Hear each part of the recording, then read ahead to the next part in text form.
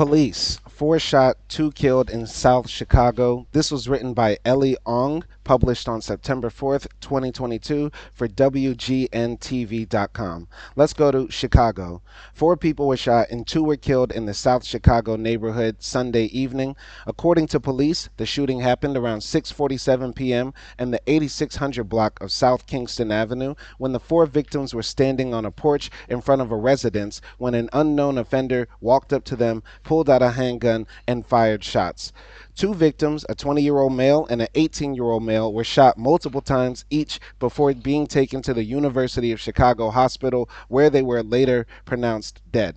Now, Chicago is a touchstone or a hallmark of the right wing's automatic response to anybody who talks about actual gun violence or actual changing of the gun culture in the U.S. to save American lives. They say, well, what about Chicago, this democratically run city, this city ran by leftists, this city ran by people who have an affinity for banning guns and making guns hard to get. Why don't you talk about Chicago? Well, in Chicago, I'm literally talking about Chicago now, but the entire country suffers the same fate as Chicago. Mass shootings happen all across the country in every city. It does not matter that Chicago is ran by Democrats because you never bring up this point when I talk about the mass shootings that happen in middle of nowhere, North Dakota, ran by nothing but Republicans, or all the mass shootings that have happened in Texas this year. You never bring up the conservative or reactionary or Republican leaders there, because that apparently has nothing to do with the gun violence there, right?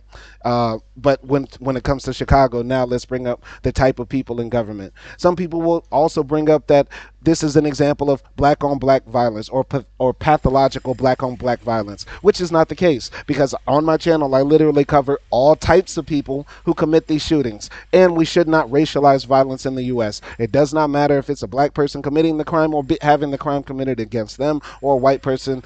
In either case, we are all Americans. We are all in this together, and we should all be striving to make this a safer country. I thought all lives matter, right? I thought we want to back the blue. I thought Black Lives Matter. I thought this was the entire premise of everybody's different ideological movement, was to save lives or to make life better for everybody. How is it better when we continue to have guns flood into society? And for anybody who's going to say these were criminals or gang members who got their guns illegally, I have yet to hear anybody respond to this.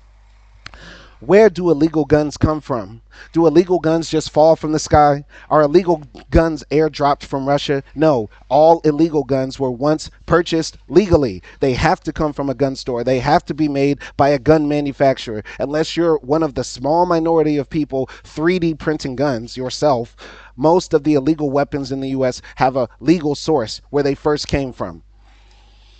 Anyway, so another 18-year-old male was shot in the forearm and thigh before being taken to the University of Chicago hospital in fair condition. Another 20-year-old male was shot in the abdomen before being taken to the same hospital as the other victims in fair condition as well. Police said there are no offenders in custody and area detectives are investigating. So, 2 people lost their lives and 4 others were shot. So, for anybody who wants to trivialize this, getting shot is a traumatic event.